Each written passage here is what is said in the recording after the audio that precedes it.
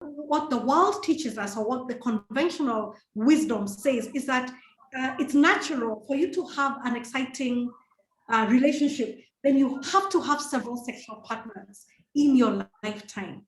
And so today, it's like it's almost impossible to have a sizzling, exciting, passionate marriage over the years.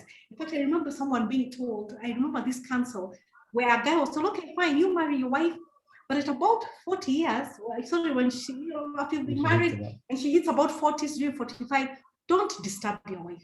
Don't disturb her. Do you want sex? Do you want? That's the time now to get into. It's not even an affair. It's time to just, you know, get somebody else.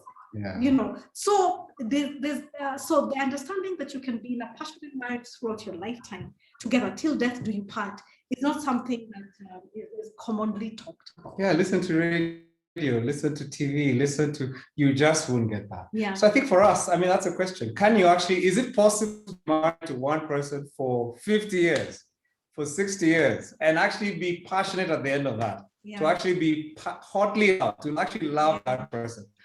I want to talk about. Yeah. Yeah. And to do that, we're just going to look at the first book of the Bible, and we'll just, you know, get right.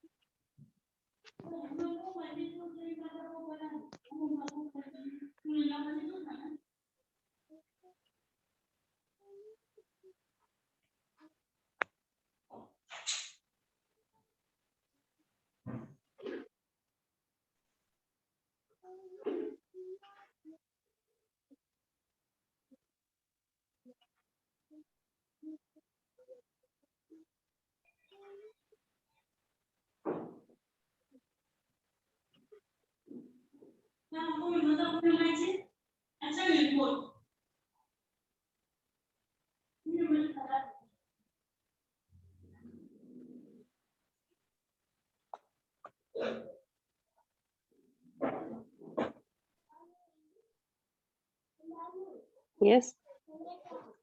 Yes.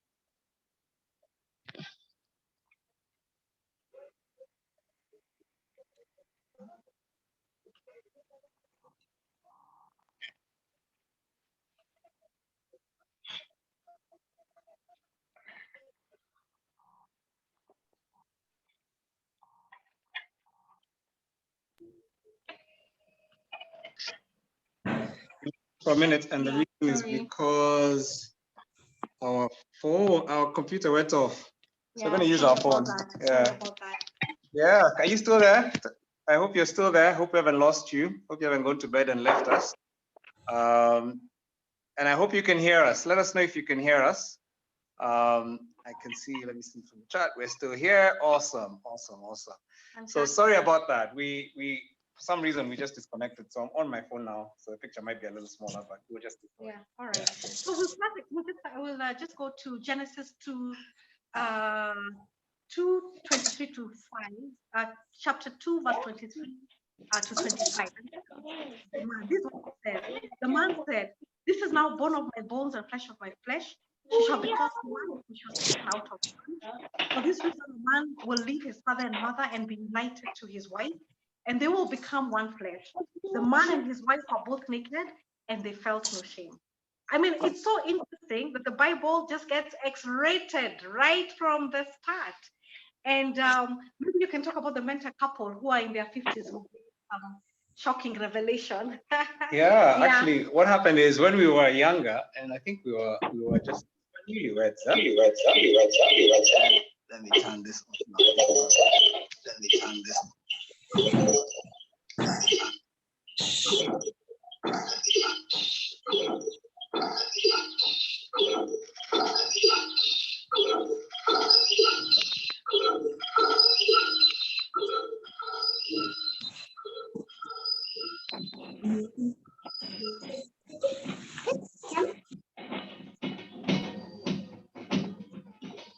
Can you see us?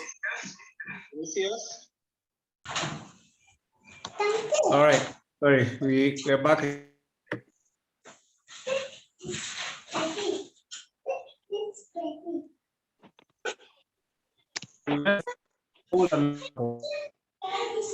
Yeah. 20s and you meet somebody in their so old, you know. And for us, we found that this couple was really, really old. Mtoto anakula nini? Ah,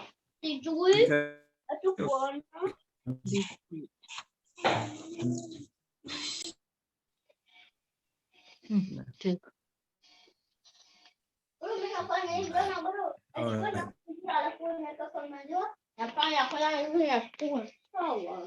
Old 50s, we straight where we are right now.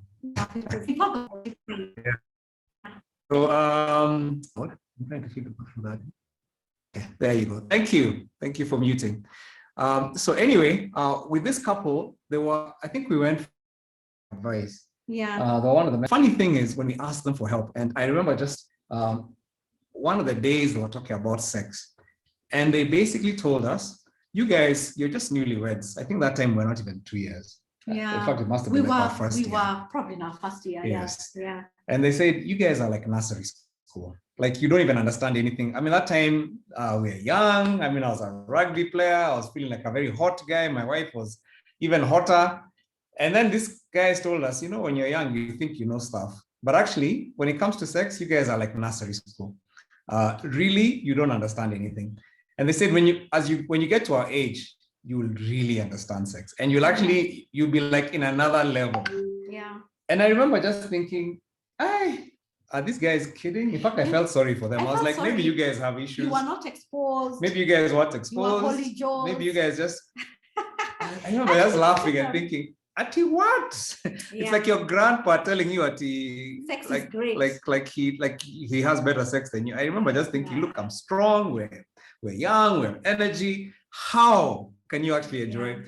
But it's so funny because now we're their age. Yeah. Clearly, I mean, we're in our 50s now. Yeah. And the funny thing is, I would say the same thing that I'm saying, that they say to us, to those of you who are in that 1 year, 12.5, like honestly, like that was just beginner's level. We had no clue what was ahead of us. Yeah. Yeah. So I think it's just to say, my goodness, the best is yet to come. Yeah. Okay, so today here we are going to talk about just what it takes to enjoy a good sexual relationship, or even just a good relationship, a passionate marriage, yes. Or passionate monogamy. And the thing is that great sex develops over your lifetime. Yeah. In fact, I will go over that very slowly. Great sex develops over your lifetime.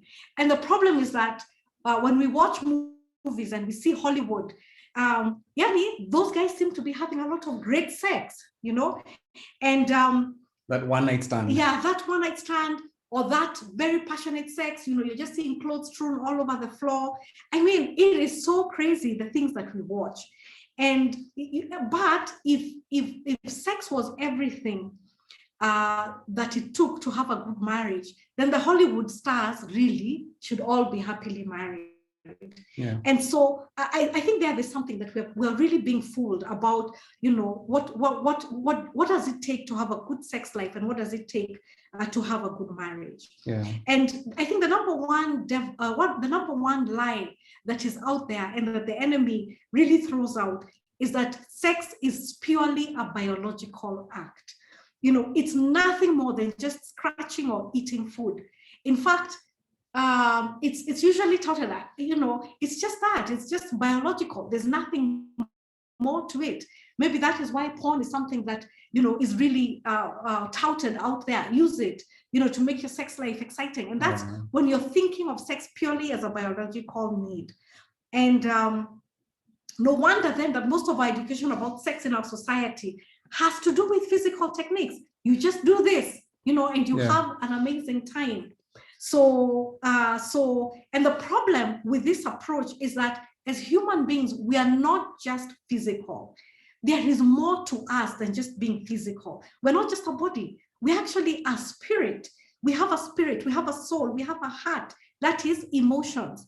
And so if you really want to have a great sex life in your marriage, then it needs to include all these other aspects, everything about you. And so today we want to talk about the 5 types of intimacies that you must invest in your marriage.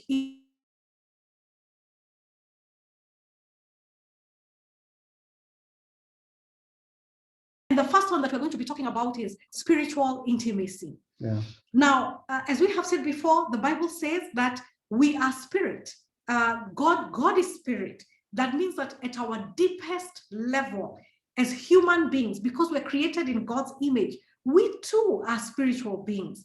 And the greatest intimacy or level of intimacy that you can have with another person, believe you me, which is very, very surprising, is spiritual intimacy. Yeah. Because that is one spirit connecting to another spirit. And yet many couples know, and yet not many couples know how to be spiritually vulnerable with one another. They don't know how to connect at a spiritual level. In fact, I must say that we really struggled when we first began. Yeah. I mean, it's not automatic. Even we struggled. Yeah, and the interesting thing is, we're basically tonight, we're going to just share like as openly as we can. Huh? And one of the things I'll just say is, and the things we're sharing are the things we've learned, about our own marriage. How do we develop a lifelong relationship, a lifelong romance, a lifelong love life? And so, that spiritual one, the first one, it's just one of those countercultural ones. Many people will, actually, you will never learn this anywhere, about a spiritual intimacy and spiritual oneness and actually what that means. And I remember when we got married, I mean, we struggled completely. It was hard. Because I came from a family that my parents were actually very spiritually connected. And they grew up, I mean, they were not pastors, but they grew up in church. They grew up going to church, serving in church, and they prayed every morning. Like every morning they would pray together. In fact, I remember those days I was very far from church. I was very far from being a holy or spiritual person. I remember those days I'd even sneak out of the house, go to the disco, the club. This was in high school and past, in high school especially. And I remember coming back at 5 in the morning and there would be a light under their door. And the one thing I was guaranteed, they were praying for us. And they would tell us that every morning, we pray for you guys. We wake up early to pray for you. So I think when Carol married me, her thought was, that we'll be praying together. She was looking for a man who would be spiritual with her. By the way, and that whatever was not because of your parents. Yeah. It's because when we were dating, we used to read books together. We used to do Bible study together. I mean, I really felt that connection. I mean, it was. But now you wanted it every day, It was hard. I mean, I think she saw my parents and she assumed that I would do the same thing. But there's just a level of transparency that I wasn't ready for. I wasn't ready for that. It just almost felt like you were in my space. So after we got married, I just told her, you're on your own. First of all, let me just, you pray, I'll pray. Like, do your thing, I'll do me. We shall meet by and by. And I mean, that was hard, I know. It must have been very hard. And I was very frustrated. I mean, I'm that kind of person who likes to connect, spirit to spirit, soul to soul, gaze into each other's eyes, kind of thing. And I felt that like praying thing together or connecting at level was a no-go zone. And I could feel that it was stunting our intimacy. And the frustrating thing was that the more I pushed, the more, I sense that you are closing out. And that's how it is. Whenever you push your spouse to give you something, they recoil. And that's how I was. The more she pushed, absolutely. And the interesting thing is that I felt like it's not that we didn't love God. We both did. But then we couldn't share that part of ourselves, that part of us with each other. Yeah. And it took many years before we finally began to resolve that issue. Yeah. And, I think the thing about it for me is, I think the Bible says a man and his wife were both naked and they felt no shame. That nakedness includes spiritual nakedness, spiritual vulnerability, spiritual openness to each other. And it's a scary thing. If you're not used to being vulnerable, if you don't want to be vulnerable with somebody to that level. And I remember just really struggling with it. But I think the thing I've come to understand with time is that, it's the physical intimacy that brings you together. Or the emotional intimacy.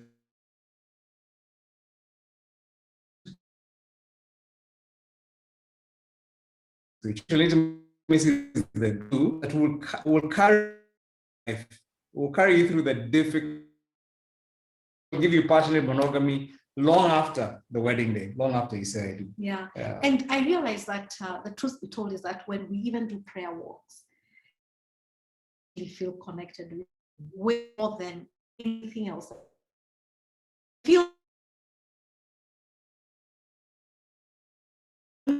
you're not, oh God, there's no need of posturing. And more than that, Ecclesiastes 12, and it says, though one may be overpowered, two can defend themselves.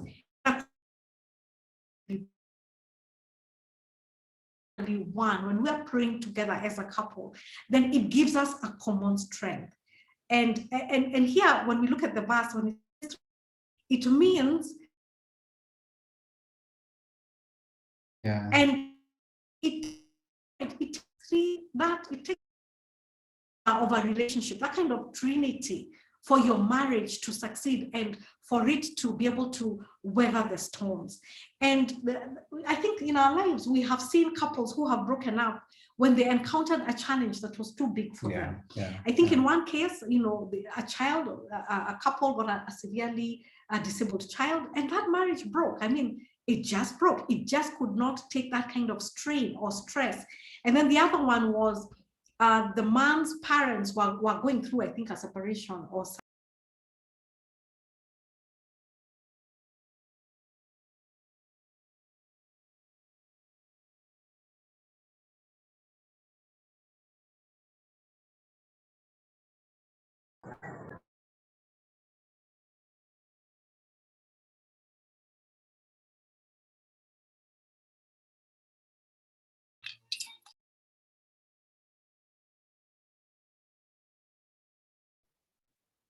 All right. Sorry, we broke up at here. Yeah. So we're saying throughout life, we do go through challenges.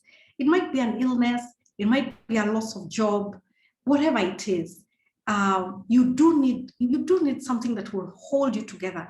And spiritual intimacy is what gives you that strength to weather any storm that may come your way. Yeah. So we always say that with God on your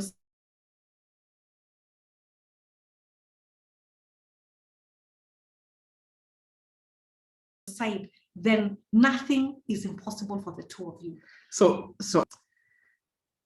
the thing I want to say is this, or somebody just said the talk that they've not been getting good clear audio. Please let us know if you're getting it. I've changed the network. I'm using my own network now, so hopefully that will sort out our issues. And I'm just adding my bundles.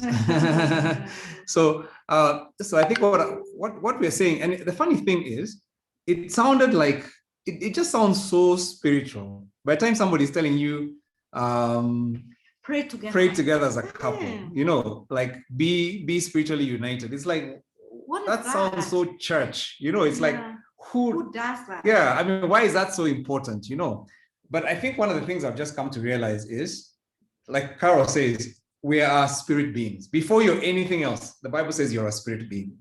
And so the deepest level of connection you can ever have with anybody is actually spirit to spirit. So here's a crazy thing, and I mean, some of you will be shocked by this, that even the greatest sex has a spiritual connection. Like ultimate sex is when you're in the middle of the act and you actually feel a spiritual bond. It's like, thank you, Jesus. It's like you're not feeling like you're hiding from God. It's like, this is it, man. I mean, like it's another level that you'll never see in a movie. Yeah. And somebody says post the messages, we'll keep posting. But the first point is, you need a spiritual connection. And that spiritual connection, like I say, it can be awkward if you didn't see your parents having it.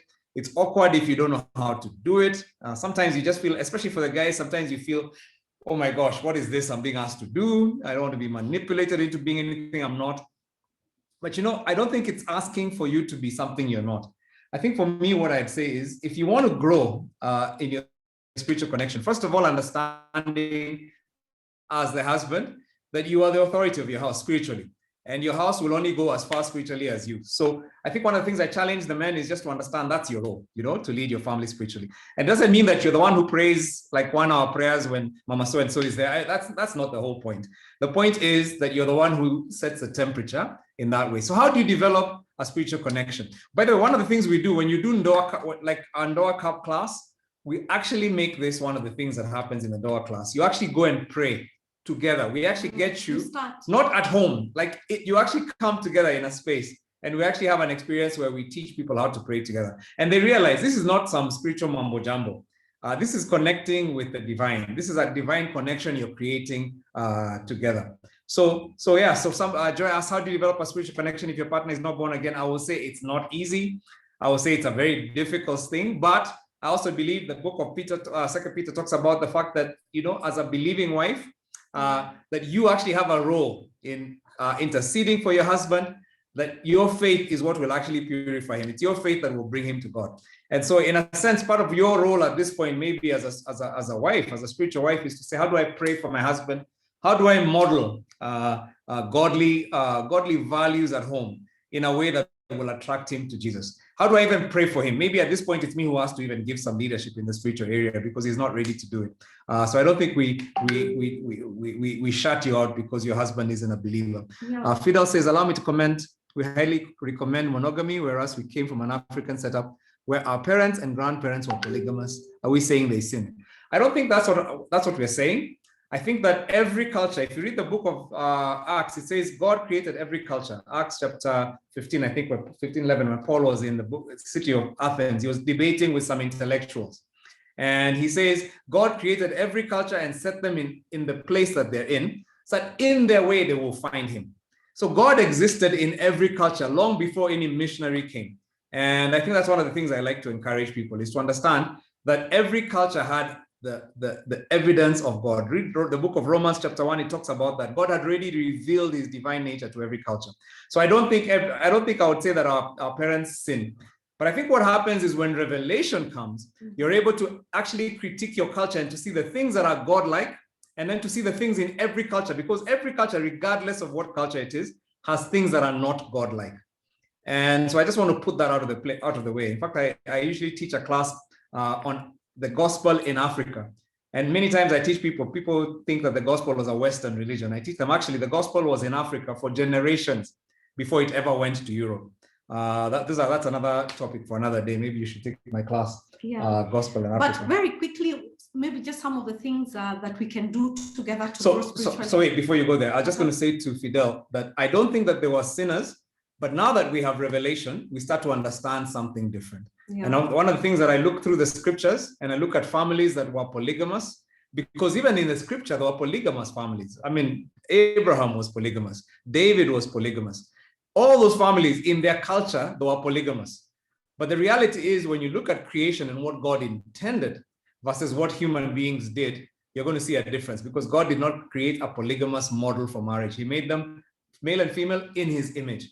And so the thing that you need to understand is, when we do things our way, then we create chaos. And look at the scriptures and give me one family that actually had pure harmony, that was peaceful and lovely and together in that context. I mean, issues came simply because of that condition. And so first of all, it's just saying, let's go back to what God intended for our marriages. So how do you develop? Attend church. So yes, learning to attend church with your spouse. We learned to sit together in church. It's not something that was natural for me. And funny, because I'm a pastor, you'd think that a pastor would never have a confession like that, but I struggled. I mean, I was like, they say that the chef in Hilton never makes all those posh meals. In the restaurant in Hilton, you're going to find sijui grouse and beef stroganoff and sijui what. When the guy goes home, he just wants ugali and kunde. His kids never enjoy the things in the hotel, because at home he just wants to decompress. And I think sometimes it can be like that for a pastor. I think I felt like I'm spiritual enough in church. When I come home, I don't want to be pushed into a space where I'm leading spiritually, where I'm giving. But I just learned I need to actually take my family to church, not delegate somebody else to bring. Like I actually wanted my wife to sit next to me in church. Another thing is pray together regularly. I'll be honest, again, I struggled with that. I wasn't ready for it.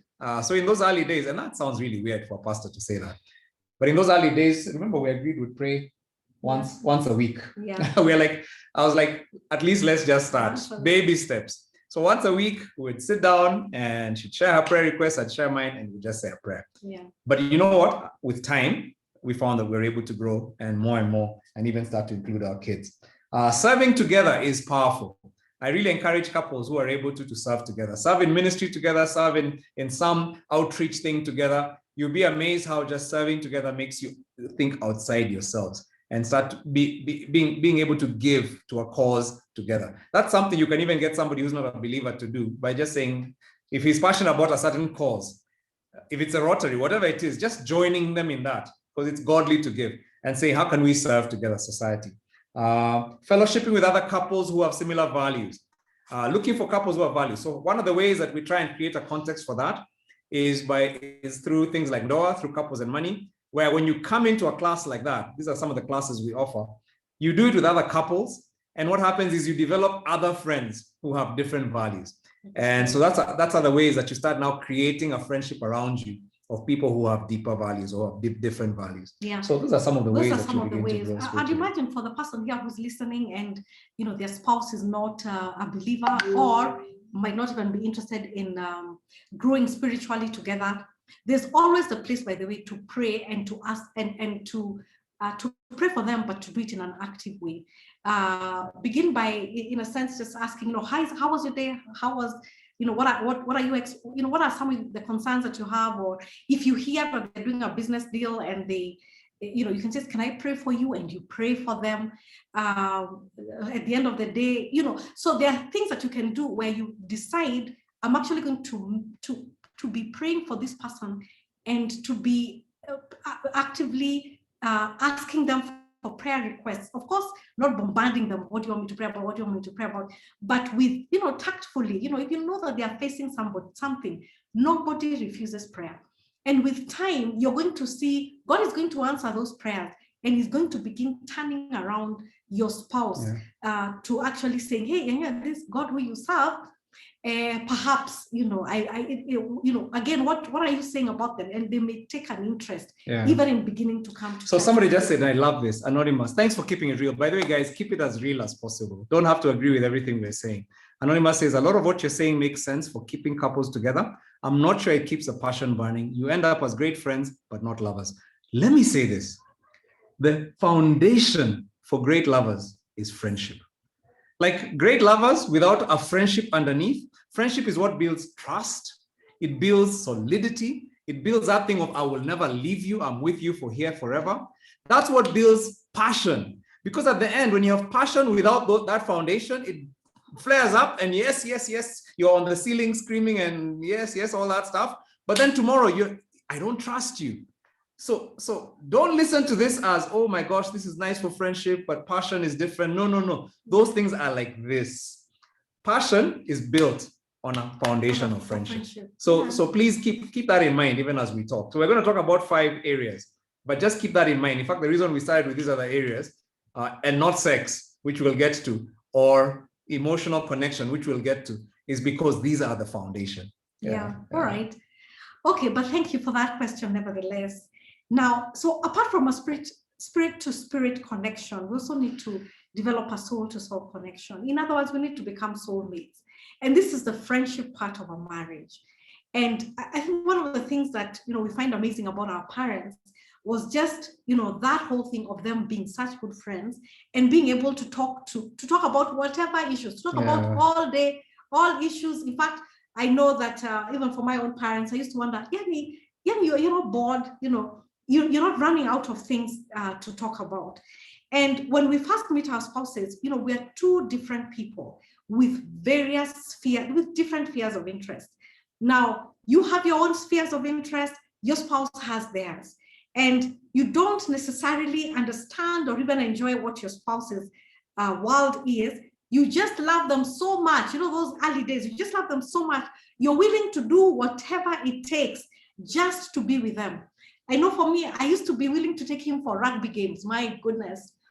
And I did it because not even to take me for rugby games. Like, I'd be playing rugby, she'd be in the stands cheering. I mean, that's crazy now. She was a fan. Imagine, and he thought I was a fan of rugby. Oh my God. I think I was his fan. I was so now we can say when we got married, I realized she did not enjoy rugby. Yeah. And sadly, as the years roll on, we often disconnect. That's just the way life is. Somebody is pursuing their own career. This other person is pursuing maybe their business. And it's so easy to wake up one day and find that you have nothing in common, which is really sad. And so social intimacy means making an effort to enter into each other's worlds, professional, social, recreational, to understand and even share each other's interests and to begin to develop common interests together. So that whole thing about being friends is just so critical. Absolutely. It's so critical. So we've talked about spiritual intimacy. Now we're moving to social intimacy. And by the way, one of the things I want you to do is, as we go, just rate yourself. So with the spiritual, just rate yourself and say 0 to 5. If 0 is like we are not even on the playing field. Spiritual, we can't even talk. Just put a 0. That's okay. It's not even to judge. It's just for awareness, you know, then you can even know how to pray for your marriage. So 0 would be, we're doing terribly. 5 would be like, man, this one, we cracked it. Let's just go home. I mean, we're done with this one. So 0 to 5. So social is, like Carol says, it's a second level of intimacy, and it's friendship. It's friendship. It's that soul to soul connection. And I mean, for me, one of the things that that develops your social intimacy, which is your friendship, is the overlaps in your life. Like, how much are your lives overlapped? And overlap comes with interest in what the other person's passions are. So, for example, one of the things that happened for us, and I think some of this happened coincidentally, my wife did not plan to study theology. That's actually my area of study. But just by God's grace, she got a scholarship to study theology.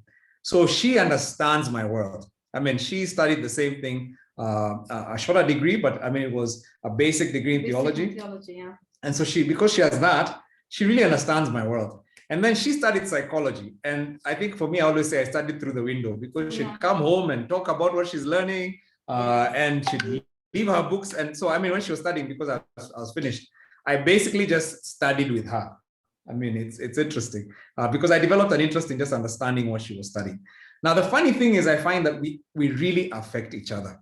Just in knowing the thing, we've really grown just by being overlapped. So let me give you an example. Like, for instance, when we came to start practicing our professions, the typical thing a psychologist would do is start an office, put up a sign, and start seeing people one-on-one. But because she was married to a pastor, I mean, Carol realized this guy is seeing people en masse. He's seeing many people who are broken. So rather than me trying to see one-on-one, which will never catch up with the demand of what he's doing, she actually shut down the practice. In fact, she was working for a practice. She quit that, and she came to Mavuno and said, let me help you do what you're doing. And so part of what she did is she started helping me even develop the curriculum. At Mavuno, we use several curriculum. But the Couples and Money is some of those curriculum that we developed, Ondoa or Mizizi and some of the other programs that Mavuno is known for. Now, what people don't know is many of those programs, part of the power of those programs, and by the way, they've gone across the world. The power of those programs is not even, the content is powerful because it's scriptural content. We base our content on the Bible. But even interestingly, in addition to that, I'll say, is that a lot of it came from her practice of psychology. So it's called group therapy. When you get people into a group and are supposed to telling them what to do, you get them talking and working together and helping each other solve their own problems. And what we found is the transformation was incredible, more than anything I've ever seen. Just because my wife was able to bring her strength into what I do. And I just found that was such a, so basically what that meant is she was able to benefit from having a husband who was in ministry or in pastor in the church, because then she found a platform for her psychology that she never would have. But then I benefited because then she brought solutions and tools. Even into the way we preach at Mavuno, we always begin by asking the question, where are people at? Which is what psychologists always ask. Yeah. And so people, many times I've had people leave saying, that spoke to me. It's like the preacher knew exactly what I was going through. But a lot of that has just come from seeing our strengths synergizing and being friends enough that we're sharing our worlds together. Yeah. And so there's a reason why God brought you guys together. There is a reason. And the more that you're able to enter into each other's interests and passions, the more that you're able to intertwine that way, then the more that you begin to feel one, the more that to grow in your social intimacy. So what we say is take an interest in your spouse. Take an interest in the things that they are doing. Take an interest in, the work. How's your work today? Yeah. What are the things that you're hoping for? Again, that same prayer of how can I pray for you? Take an interest in that NGO speak. Okay, so what does it mean to be project manager or to do what development or whatever? Take an interest even in soccer, in the soccer teams, and the World Cups that are happening. I know that I watch at least 2 World Cups. One final, the finals and semi-final for World Cup, and for rugby the same. We do that. That's just because that's what I watch as well. Yeah. So I think what we're saying is understand the person's world. If you're an Arsenal fan and you can't understand football, you can't even stand football. The question is, God gave you this guy as your spouse.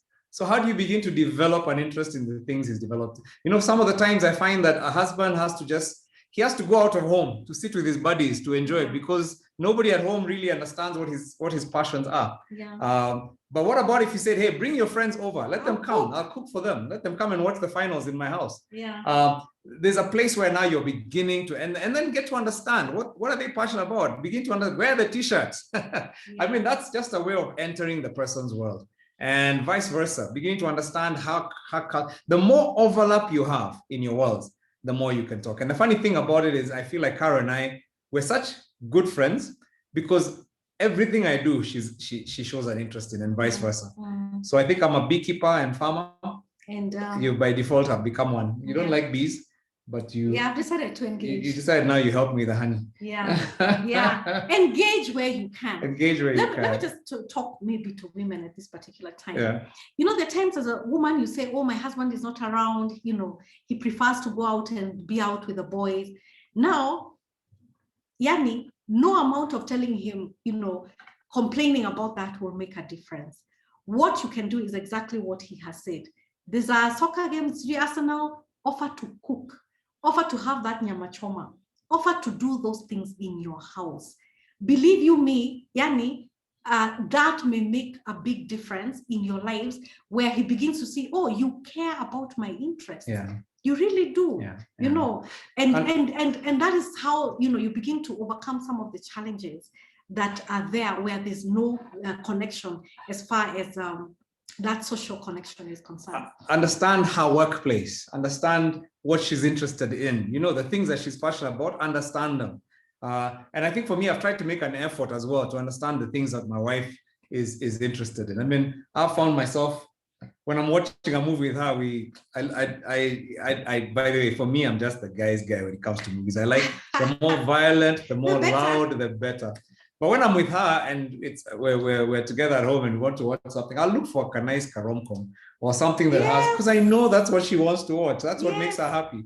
So it's like I've actually started enjoying them just because I watch them with her.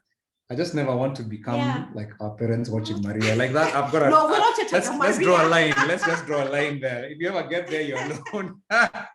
Sorry, for those of you who are not from Kenya, Maria is this soap opera that just. No, we won't do soap. Like all our parents. That we agree. Yeah. So here's the thing. We want you guys to rate yourself on a scale of 1 to 5. How socially connected are you? 1 is that we are doing very badly. 5 is what we're doing extremely well. Yeah. So just rate yourself, and but also take a note of some of the things that you have said, that we have talked about, and see just what is the one takeout that you're going to have, that you're going to take out from this social intimacy. What is the one? Is it to watch that TV together? What is it? Yeah. So just and we use, by the way, we use these 5 as a diagnostic for ourselves. Huh? Like I use it as a diagnostic when I'm thinking about my marriage and where I need to invest. Just by looking at those numbers, I'm able to tell, hey, this area I'm doing really badly. I need to just put some energy. And then this one, I'm like, okay, thank God for this one. I'll just keep celebrating it. Yeah. So it helps you begin to understand, as opposed to just my marriage is doing badly. You're like, this is the part in my marriage that's not doing so well. Yeah. So we want to move to the 3rd one. And by the way, keep talking. Keep sharing on the group. We'll respond as we chat. Well done. I like the idea of inviting these boys at home. Yani, try it. Let us know how it goes. And pray. And yeah, but pray as you do it, because you might be so suspicious, like, what? Like he's never seen that before. So anyway, the third is emotional intimacy. And I think this one, let me just ask, it's very interesting. And maybe guys, you relate to this one, the guys who are on the call. Why is it that so many men, whenever your wife says we need to talk, they panic? Like, have you ever noticed this? Why, women, have you noticed this about guys? Like those words, those are dreaded words at home. We need to talk. I remember my heart would just start fluttering. Like, what have I done? You know. But when there's a guy who said the other day that we need to talk, and he was telling you that. It felt okay. When it's a guy, it's different. You know, the thing is, I'd always feel like I'm in trouble. Or I'd come home and you'd ask me, how's your day? You know, how's your day? Like when my guys ask me, how's your day? I'm like, amazing. Cheers. It was really good. Then we move on. But now for you, you'd want details. Yeah, blow by blow. Like, what is that? You know? Yeah. But you know what I began to realize is that women connect emotionally through talking, you know? Through talking. They want to connect, you know, through conversation. And maybe you can help the men understand that a little better. Yeah, guys, let me just help you understand. I'm so glad that we have quite a number of guys here. Now, emotional intimacy for women is like sex for men. Emotional intimacy is the air that women breathe. We really do want to connect emotionally with our spouses. In fact, that is the cry of very many women. Yeah. And it's like, just like how men cannot do without sex, women cannot do without that emotional connectivity. And so maybe I can make a statement, whatever here for women, a push here for women. When it comes to sex, men are like a light switch. Okay, you flip it and it's on. Now, men, let me just talk here on behalf of women. Women are like an iron. They take time. You know the charcoal one. I don't know whether you guys know the charcoal one. You put, yes, it was an iron. You put charcoal, you blew on it, and then when it became hot, that's the time. An hour later, that's the time that you put. Yeah, so women take a long time to warm up. And so, and we're not just talking about now the bedroom, it's really the whole day. So that SMS during the day, that helping out with the kids when you come home, that even asking, by the way, how was your day? Even just coming and rubbing her shoulders and just say, oh, you know, just that concern. Sending a text, showing care and concern, that non-sexual touch. You know, those are the things, even just a hug, you know, when you come home in the evening. Yani, those are the little caring acts that, you know, that honestly will pay later. Yeah. They'll pay out later in the night. So part of the problem, of course, is that, and I don't know if you guys know this, but women mature emotionally much faster than guys. It's just the reality. If you have a boy and a daughter, like I have twins who are a boy and a girl. So it's clear for us. I mean, just scientifically, you can even see it when they're young. Yeah. By the time girls are 5, 6 years old, they are so fluent and eloquent with what they want. They can even manipulate their fathers. By the way, she can put you like this, like you're on her little finger when you're, especially for fathers. You're right. Yeah. Because they're emotionally smart. Yeah. But boys are, on the other hand, they don't even know what they're feeling. Yeah. And so we take a long time to catch up emotionally. And so that's why part of the reason, and just speaking for the men, and for the ladies, just to understand us, part of the reason why you struggle with your man not connecting with you emotionally is because we don't even know how to connect emotionally. Many times we're not even aware of our emotions. I remember just not under, like when you're asking how you feeling, when you ask a guy how you feeling, many times he has to think first. Then he thinks, let me think about how I'm feeling. All he knows is it's not a good feeling, but he can't tell you what that feeling is.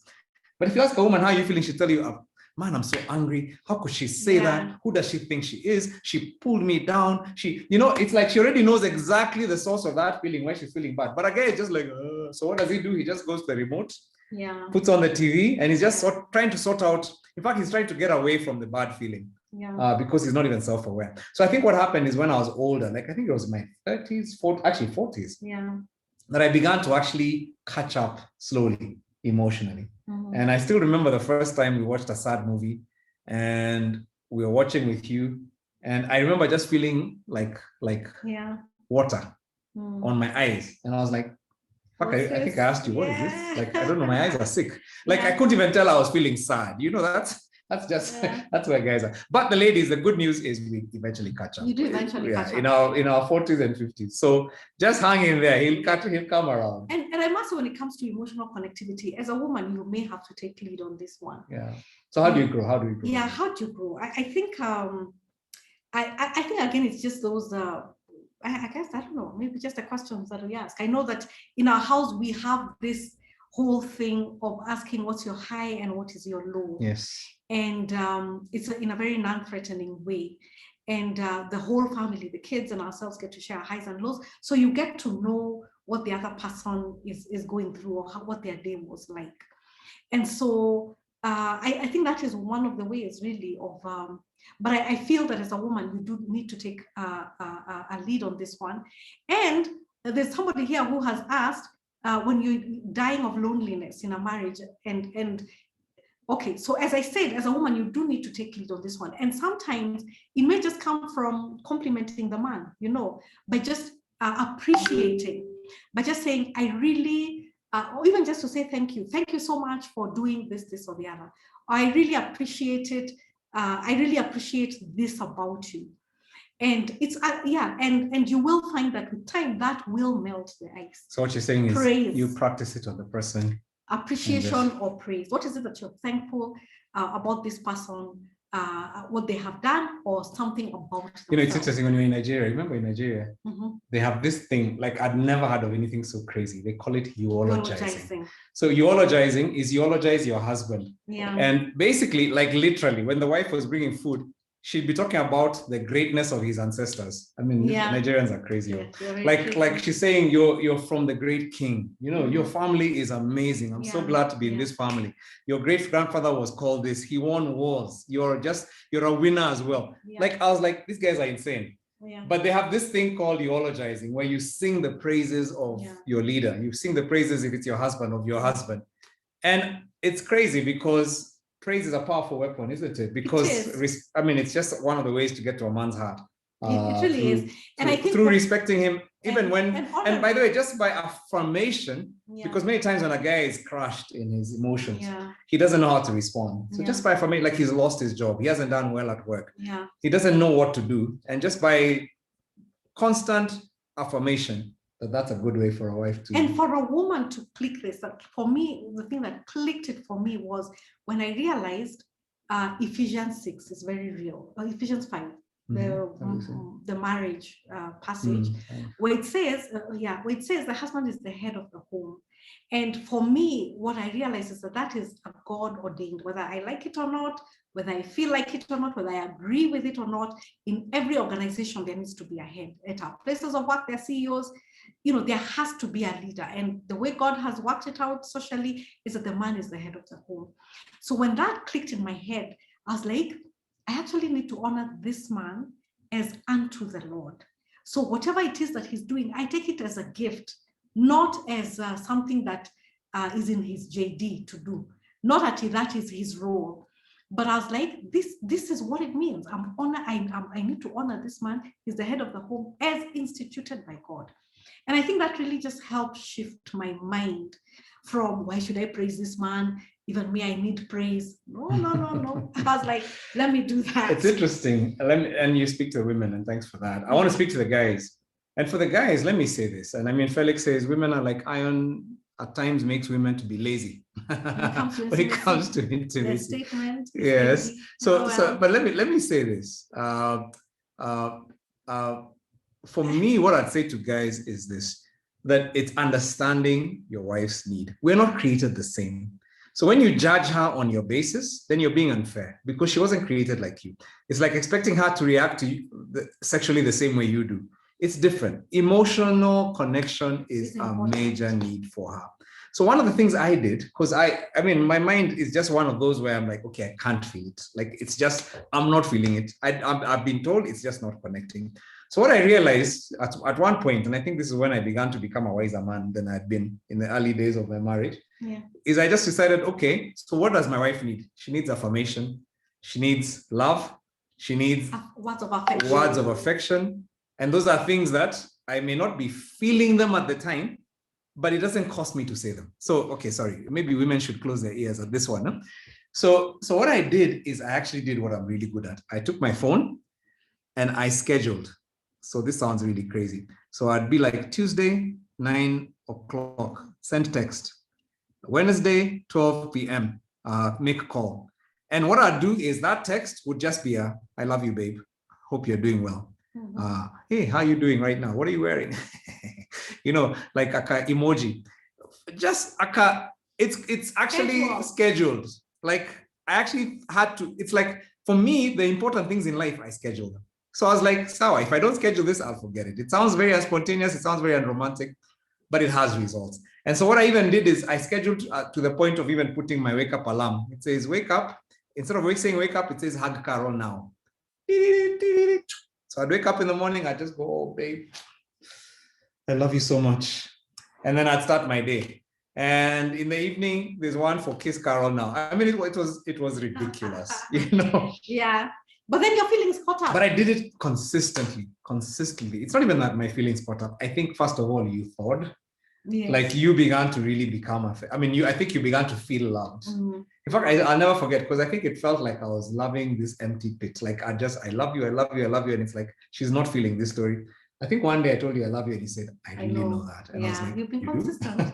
Yeah. I think that just, so I feel like maybe that's what you have to do, is just create a consistency.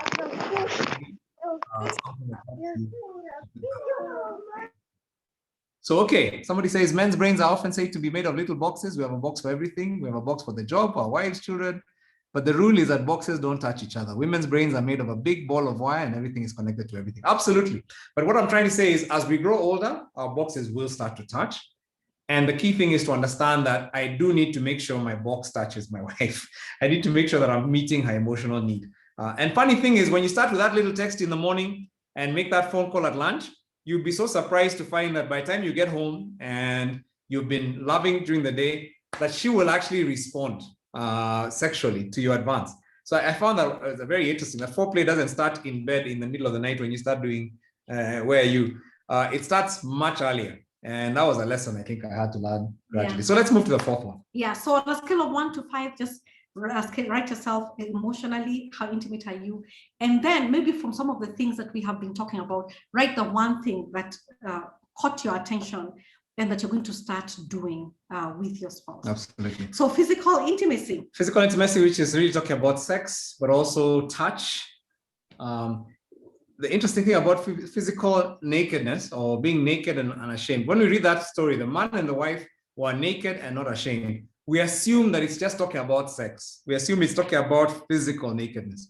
But the funny thing is, all these other nakednesses, we're talking about spiritual connection, spiritual nakedness, a social connection, social nakedness, emotional, all those are in that passage.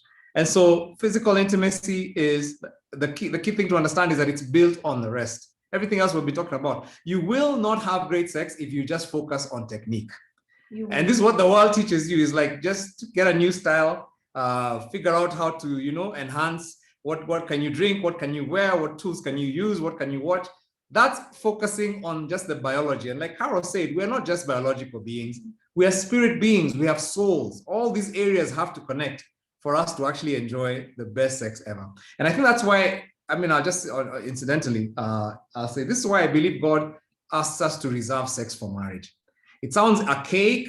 It sounds out of fashion to many today. But the interesting thing is that God is such a genius. He understood one thing. He understood that it's like when you go to eat a meal and you start, like you guys we had a birthday cake. It was my birthday recently. Yeah. So these guys bought me a really, really tasty birthday cake, except it was a really sweet one. It was what? Salted caramel from Art Cafe. I mean, that's like, it's like sugar incarnate. Now, the interesting thing about that cake, it's really tasty. The interesting thing about cake is, if you taste cake before you eat the meal, you can't eat the meal. Why? It just burns your taste buds. It's just too sweet. So what you do is you first eat the food, and then you can have a bit of dessert to cap the meal. The funny thing for many couples today, and many people in the world today, is that the world has taught us that a great marriage is made of great sex. So we start with a dessert. It's like we focus on sex when you're dating, and sex becomes a focus. But guess what happens? You burn the taste for spiritual connection. You burn the taste for social intimacy. You burn the taste for emotional. Everything else just gets burnt out. And what happens then is you have a very shallow marriage that is just built on sex. And when you're not having sex, then you have nothing else in common. And that's why it's so important to understand that, hey, sex it's a beautiful thing, but it comes when it's undershot by all these other things, just kind of what we said earlier. Yeah. And so when it comes to sex, it's about learning each other. It's about learning one another's touch, whether it's hugging or holding hands or touching your partner's face.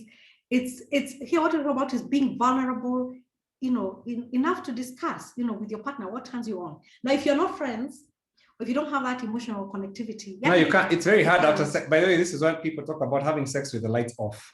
Yeah. Because you have nothing in common. It's like, yes, you shout and you scream and you jump up and down and the bed goes up and down. Then you're finished. You can't even talk because you don't have a friendship. Yeah. So this is a friendship that is able to even discuss and say, so how was that for you? How was that for you? What works? What wouldn't work? What do you enjoy? What do you enjoy, your spouse doing?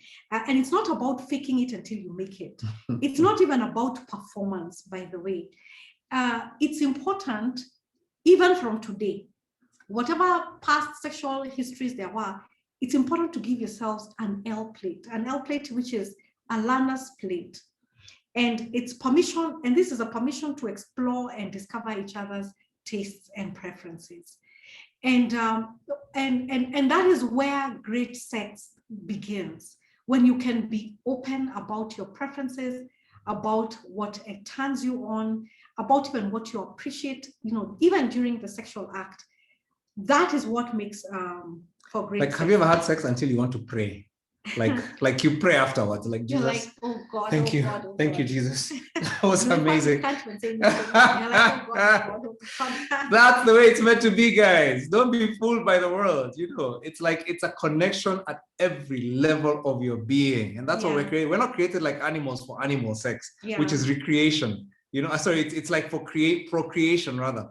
That sex is just to make babies. No, we're created to connect at a very deep level, to be naked and unashamed. Yeah. And that's why it's so important. And that L plate is so important. I remember when we got married, we had good mentors and they encouraged us to have an L plate. In fact, they told us when you get to your hotel room, the first one we were given a book.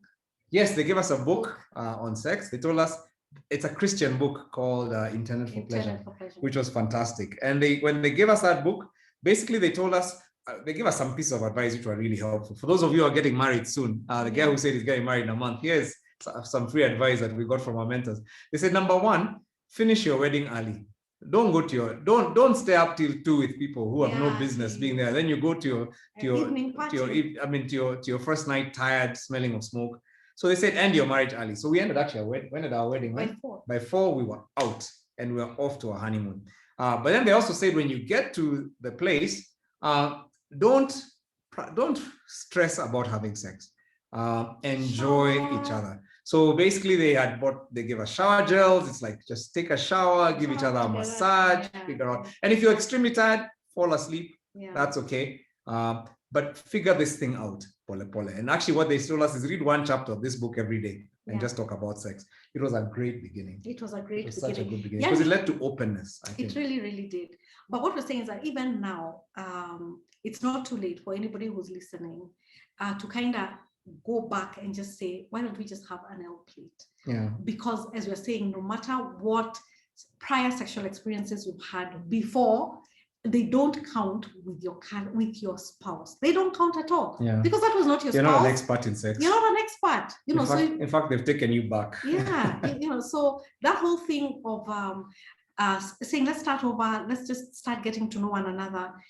Maybe if it's possible, just not watching porn, but getting a book like that one, Intended for Pleasure, and reading it together. If that's even really possible, that would be fantastic. Even if you have an unchristian spouse, by the way, you don't have to read it together. You can read and say, oh, by the way, this is what I'm learning. Can we practice? Yeah. I think Judy says, I recall a session when we were told if you have sex with a stranger, not your husband or wife, they rob you of part of your soul. I'm now understanding. Absolutely. Because then you're actually just putting barriers and comparisons and things that will actually keep you from connecting. Now, we're not saying it's impossible if this has been your past for you to have a great sex life, but we're just saying this is a work you have to now start putting in.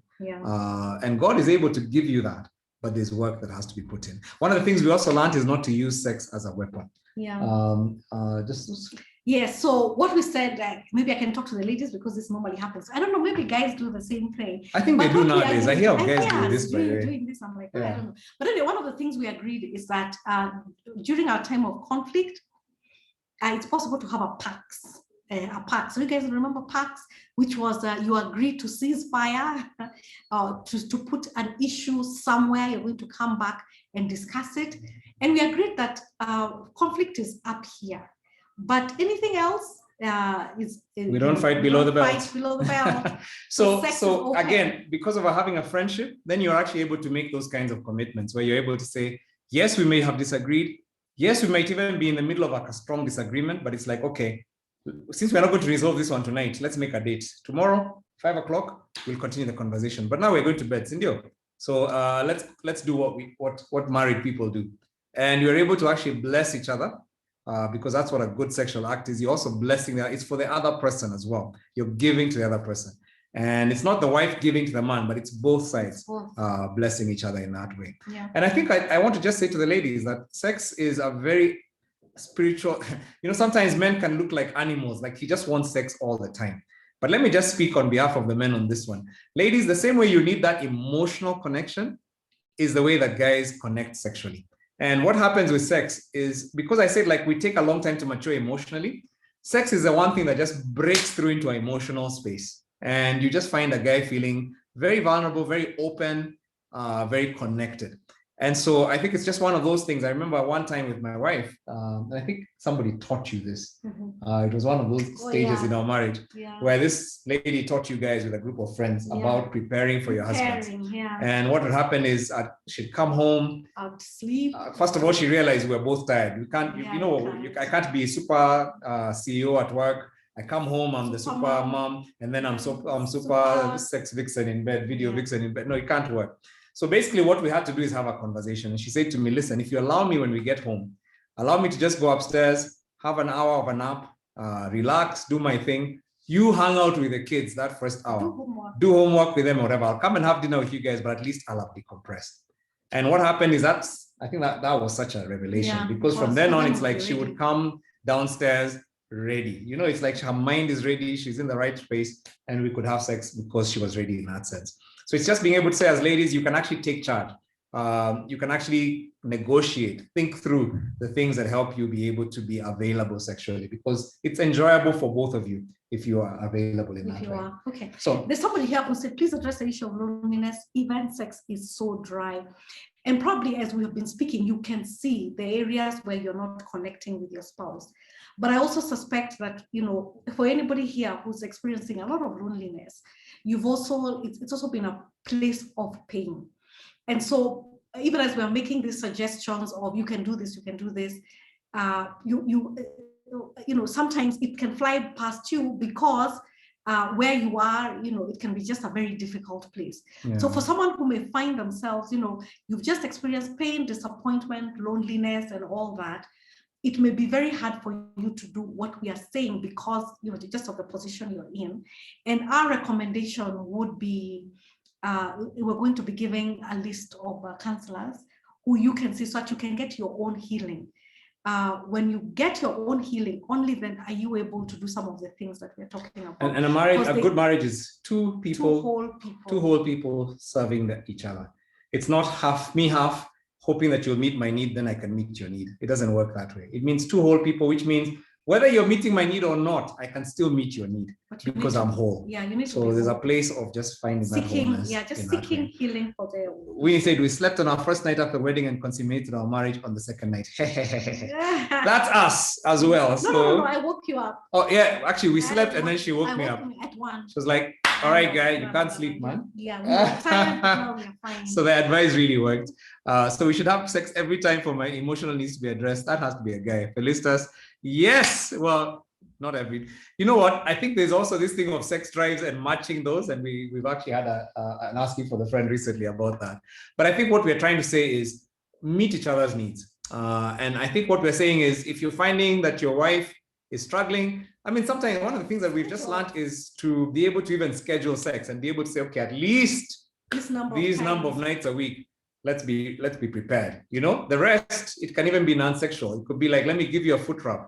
Let me give you a head massage. Let me, like, also you serving your wife as well. So it's not just one-sided, you help me out here, I've got needs, but also you also looking after and saying, how can we help each other? This is what a friendship does. Yeah. It really builds your love for one another and helping each other. Yeah, so if you have different sexual appetites, which are there in every couple, Yeah, this is a place to agree and to say, yeah. Can we do this and this number of times a week? And I think I just want to address the issue and also say that there are times when it's reversed. Yeah. And let me just say this, it starts, for most couples, it starts with the guy with a higher sex drive and the wife with a lower sex drive. Then in the 50s, it changes. So just understand this, it's going to change. And the wife's sex drive becomes higher and the man's becomes lower. However, there are those rare situations where the woman actually has a higher sex drive than her husband. So we don't also want to stereotype that. But it's just to say, how do you then in your friendship be able to discuss that? Mm-hmm. And it's nothing shameful. It's just the way God made you. How do we now learn to work within what we have to meet each other's needs? So for you, it might, the advice we've given about emotional and sexual might even be reversed in your marriage. Yeah. And so what we suggest is, yeah, schedule it, agree with your spouse, but also, and this one I learned the other week, the other day, it also says, take turns to do the asking, take turns to set the mood, take turns to do that. So you can decide 1 week, you know, it's this husband, this the week, and then the next week is the wife. Okay. And I must say for wives, for those ones who may feel I may not be, you know, quite having the same appetite, when you take time and decide how you want it, you know, whatever creativity you want in the bedroom, then you will find that your appetite will actually go up, as long as you've taken the time to do it, to create the atmosphere, to be creative about it.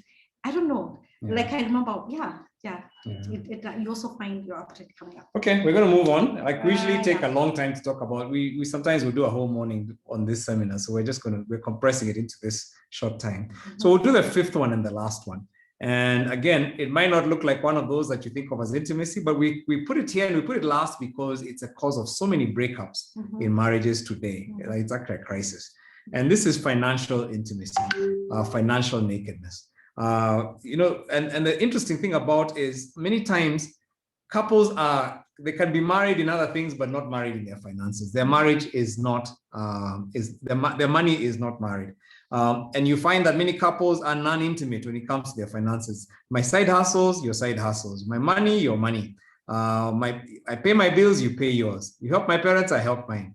I mean, what do I do with after I pay my part of the bills? Now the rest is up to me. You don't come into my business.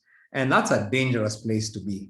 It's also an extremely dangerous place to be for couples, and yet so common today. Yeah, and I know that for many of us, we grew up in our culture, and for men they learned that a man should not disclose to his wife, how much he earns. The thing was that maybe she might know him too well. And for women, you're advised, you also shouldn't let your husband know everything that you have, and that you need to stash, money somewhere for a rainy day. And so some of these cultural things that we come with into marriage, or even some of these family, narratives that we come with into marriage, as long as they are not, how we say that every culture has a godlike nature to it, and other times it doesn't. Well, the godlike part of life should be openness and truth, that nakedness. And so if we come in with any other thoughts other than that, then it creates weaknesses in our marriage foundation. Absolutely. So I think what we're trying to say is when you don't have that oneness and it's not developed, and you don't have an opportunity to develop it or see it modeled, then it actually harms even your sexual intimacy. It harms your spiritual intimacy. It's hard to be trusting with each other if you cannot trust financially. And too many couples don't have any trust financially. So I think one of the things that we want to say is we learned, and I mean, we were taught, we had to be taught about how to manage our money together, about how to have a joint account, family account with allowances for one another. We have different allowances. She gets a bigger allowance simply because it takes a lot more to look like this. You know? It's true.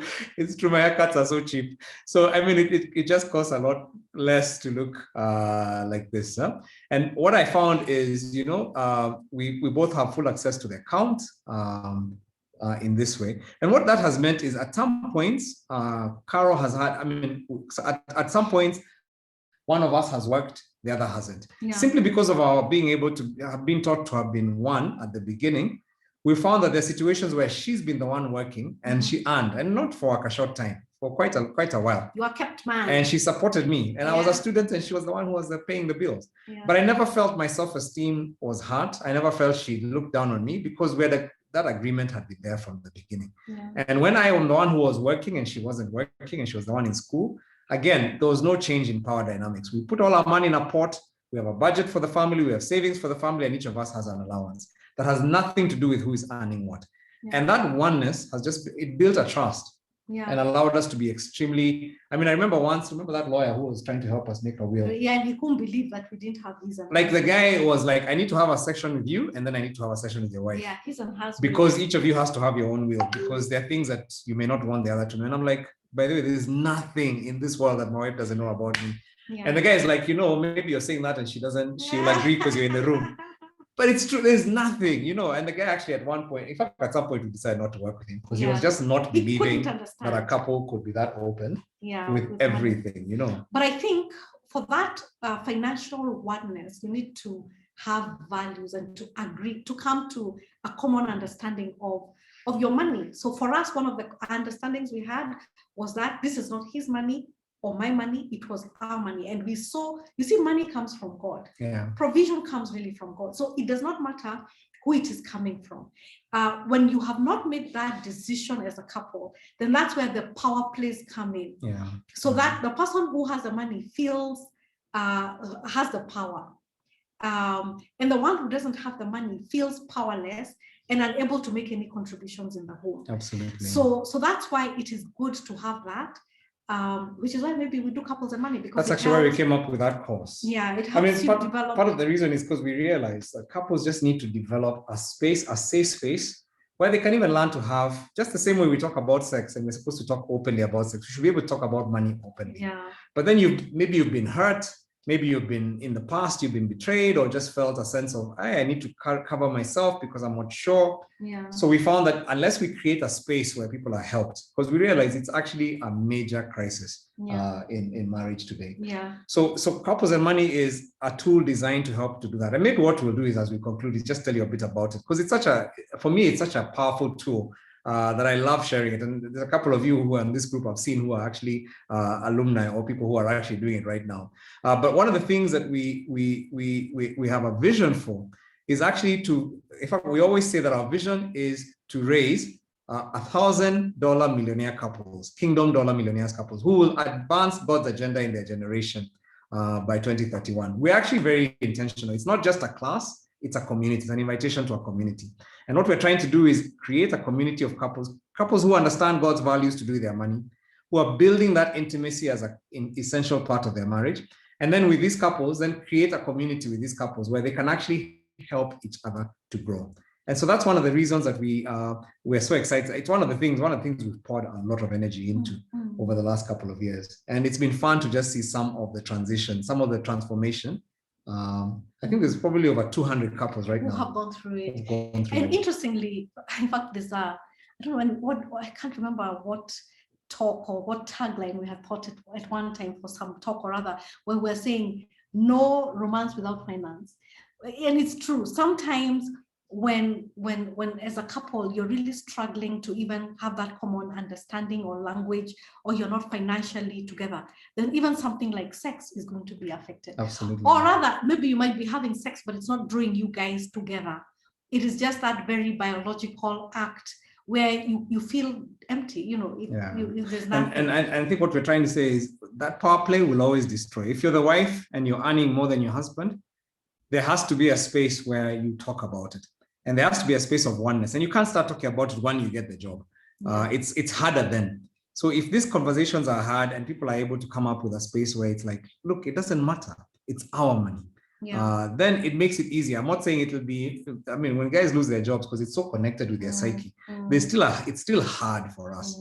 But it really helps to understand that, hey, there's still, the power dynamics have not changed in my home just because this happened. I think it's also the same for women when you lose your job. Just to know there's no power dynamic shift just because I'm not bringing in the income right now in this season. Yeah. So I think one of the things where we want to just, so I think we just said we'd conclude by just sharing a little about the course. It's a completely online course. It's like this, by the way. So every Thursday, like this coming Thursday, we have our class. We have 6 couples in our group. And by the way, there are groups meeting all across the city and even across different East African countries right now. I think we're about to start our US group. We're just waiting for a couple more people to join. And so the idea then is you have videos that are online. They're just 30-minute videos. One you watch every week. And then you discuss with your spouse. And then you come and have a chat. By the way, our couples would just be like this, sitting like this, chatting with a group and talking about money and talking about values, talking about children, talking about, so we build a foundation and then we start talking about how then do you invest? What are the opportunities for you? How do you work together so that your investments don't break you, but you actually use each other's strengths to actually create the wealth that you can pass on to your children and your children's children. Yeah. So I'm going to leave a number if you're interested in learning more about couples and money, but also if you're interested in learning more about Ndoa. Somebody earlier had asked about Ndoa. So the number I'll give you is, before I even give you the number, let me give you the place, the name of this place. Because I owe it to the guys who gave us this place. Yeah, it's called Fair Acres Hotel. Is it Fair Acres Hotel or Fair Acres Place? It's Fair Acres Hotel. Fair Acres Place, baby. It's Fair Acres Place. Okay. Fair Acres Place. Google that.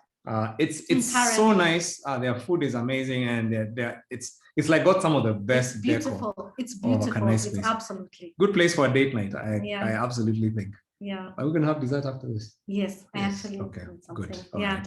I don't just go home right away. Yeah. And then that's nice. And then the number is, you want to type it for me? Yeah. 0707 and then 168. It's a very nice number, by the way. 861. So it's like a mirror. Okay. That's a really cool number, by the way. Okay, 0707 168 861. So just send a WhatsApp message to that. If you're already in the Ndoa community, you will recognize that number. Your phone will recognize it. And so just send a WhatsApp to that. If you're not, you'll get a message inviting you to join our mentoring community, our Ndoa couples community. And then just send a message to us and say, I'm interested in Ndoa. Or I'm interested in couples and money. And we'll send you the information. Now, is there a recording of this? Hey, this one we wanted to make it. We wanted to just make it for you. We wanted to be just our conversation. That's why we didn't go online. So we're not even going to put it online, by the way. This is just for you guys. And we just wanted to be something that we share with you. We share our hearts, heart to heart with you guys. And so, marriage counselors contacts. Yes, if you get onto that number, just ask for the counselors contacts. Same number, just say marriage counselors, and we'll send you a list of marriage counselors that you can actually check. So some of you, and by the way, let me just encourage this. Some of you are at the place where you need to just get help. And even if you're at the place where you feel, I need help, my spouse is not even there yet, it doesn't hurt for you to start getting help for you. Start working on you, and it's your own brokenness. Not forget blaming and just pushing the other person will only take you so far. There's a place where you say, okay, let me stop working on that, because that's insanity, trying to do the same thing over and over and getting the same result. Let me start working on the one thing I have control over in this world, which is my life, and let God work on the other person. And so this will be something useful for you. We're going to send that. So anything you need, just use that number, send it to us, and we'll be glad to send you a resource. I hope this has been helpful. I hope you guys have enjoyed. We just wanted to hang out with you guys and hear your questions and connect. And I'm really glad. This was a good break. Huh? Yes. So next week, we'll go back to asking for a friend. We'll go back to the world, and we'll go back to just being on YouTube and all that stuff. But for now, we just feel like you guys are our friends, and we wanted to have you hang out with us and just enjoy this session. A couple of more questions. Somebody says, how much are the counselors? How much are counselors, babe? I know they range. Yeah. I don't know. It depends. Is it couples? I know there's some who do couples for anyway, let me not even guess. We'll give you the numbers, and we'll give you a range, and then maybe you can find some that, so just depending on what you're looking for. We just prefer we we know them, they're good people, but I'm not sure I know all their prices. And if you ask them and you don't like, you can even ask them for a referral, by the way. Yeah, so thank you guys. This is amazing. I'm so excited. Please go over the 5 points again. It's spiritual, spiritual intimacy, social intimacy, emotional intimacy, physical intimacy, and financial intimacy. We're saying your marriage, your sex life will be built on those 5 things. If you can work on each of those, and by the way, that's what we do in our life. Sometimes we actually diagnose and I ask her, which one are we doing really well in and which one are we doing badly in? And I write my own list. And sometimes we're surprised to find we're actually thinking differently and we're actually able to see why is that happening. Or sometimes I use it as a guide for praying for my marriage. In fact, what I do, let me give you my tip. Every day of the week, I pick one of those and I pray over it for my marriage. And it's just a great way for you to understand that your marriage has different dimensions, just like you have different dimensions as a person. And here's how you pray for yourself. So hopefully this has been a blessing and can't wait to see you guys. If you're interested in couples and money, would love to mentor you more in that. If you're interested in Doha as well, let us know. And wow, have a good night. Have a good night. Yeah. Yeah. Absolutely. All right. Good night, everyone.